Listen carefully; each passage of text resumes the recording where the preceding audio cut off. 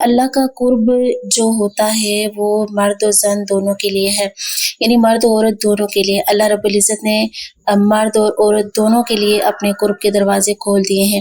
ارشاد باری تعالیٰ ہے من عمل صالحا من ذکر او انثی وهو مؤمن فلنحینہ حیاتا طیبہ، جو کوئی بھی ایمان لائے اور نیک اعمال کریں ہم اسے ضرور بالضرور پاکیزہ زندگی عطا کریں گے۔ تو یہاں پہ دیکھیں کہ اللہ نے مرد اور عورت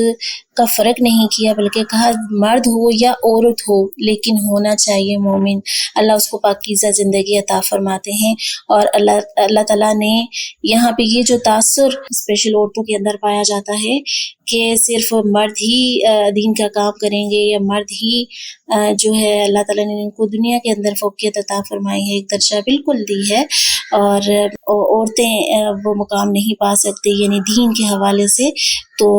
ہمیں دیکھ لینا چاہیے کہ اللہ تعالیٰ نے اس تاثر کو بالکل یہاں پہ رد کیا اور کہا کہ کوئی بھی ہو، مرد ہو یا عورت ہو،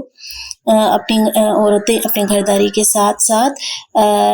تاریخ اسلام کا اگر ہم مطالعہ کریں تو ہمیں بات یہ سمجھ میں آتی ہے کہ امت مسلمہ کی خواتین نے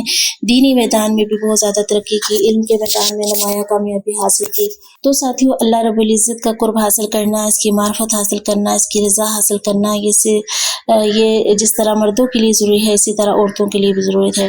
اور یہ تبھی ممکن ہے کہ جب انسان دین کا علم حاصل کرے اور اخلاص کے ساتھ اس کے اوپر عمل کرے۔ اور اسپیشل عورتوں کے لیے تو بہت ہی زیادہ ضروری ہے، اس لیے کہ کیونکہ انہوں نے آگے اپنی اگلی نسل کو، اپنے بچوں کو گائیڈ کرنا ہوتا ہے۔ ماں کی گود پہلی درسگاہ سمجھی جاتی ہے نا،